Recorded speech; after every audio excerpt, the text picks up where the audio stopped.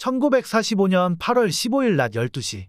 라디오 앞에 모여 앉은 일본인들은 낯선 목소리에 방송을 듣게 됩니다.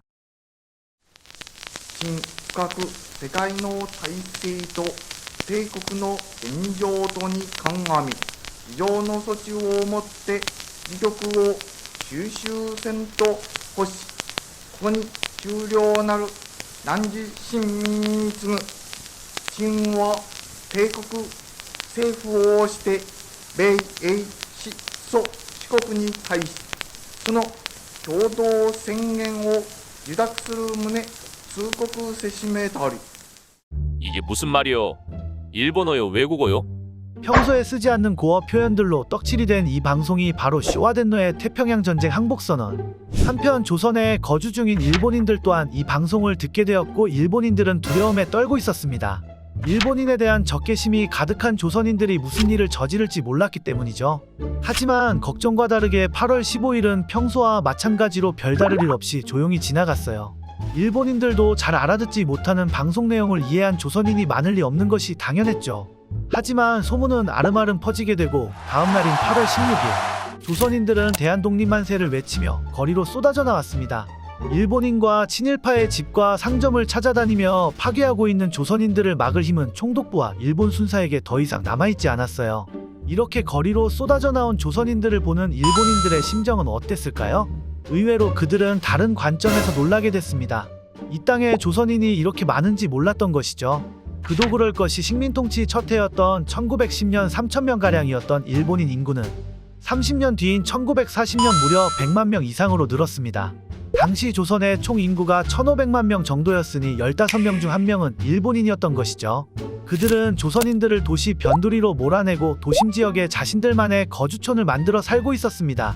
그런데 그들의 입장에서는 갑자기 조선인들이 떼거지로 들이닥쳐 닥치는 대로 자신들의 마을을 파괴하고 있으니 놀랄 수밖에 없었죠.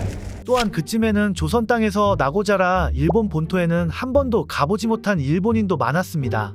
1910년에 태어난 아이가 35살이 될 때까지 조선 땅에서만 살았으니 이곳이 내 고향이라 생각하는 건 어떻게 보면 당연한 이치였죠.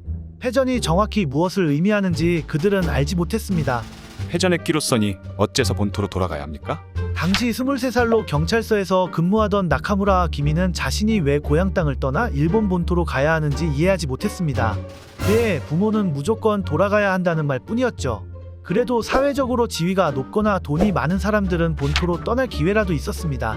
당시 귀국편은 정식 귀국선과 밀항선이 있었는데 정식 귀국선은 발 디딜 틈 없는 일본인의 행렬로 인해 짐의 중량을 제한하고 현금 1,000엔 이상의 반출을 제한할 정도였죠. 밀항선은 이런 제한이 없었지만 이 많은 재산을 가지고 탔다가 무사히 본토에 도착할 거라는 보장이 없었습니다. 이러저러한 이유로 인해 조선을 떠나지 못하고 남게 된 일본인들은 이제 조선인의 눈치를 보며 살아야 했어요. 가을이 되자 점차 일본어가 사라지기 시작했습니다. 조선어와 일본어를 함께 틀던 라디오 방송도 점차 조선어로 단일화되었고 일본어로 호객을 하던 가게들은 이제 조선어를 사용하지 않으면 눈길도 주지 않게 되었어요. 일본인들은 이제 조선 땅에 살기 위해서는 조선어를 배워야 했습니다. 경성에서는 일본인들을 위한 조선어 강습회가 열리기 시작했고 조선어를 배우려는 일본인들로 언제나 인산이네였죠. 제국의 패전으로 발생한 현재 상황은 가슴이 아프지만 이렇게 된 것 차라리 조선어를 배워 새로운 조선을 건설하는 데 협력합시다. 하지만 미군정과 이승만 정부의 강제 송환 그리고 한국전쟁을 겪으며 남아있던 일본인들마저 대부분 본토로 떠났습니다.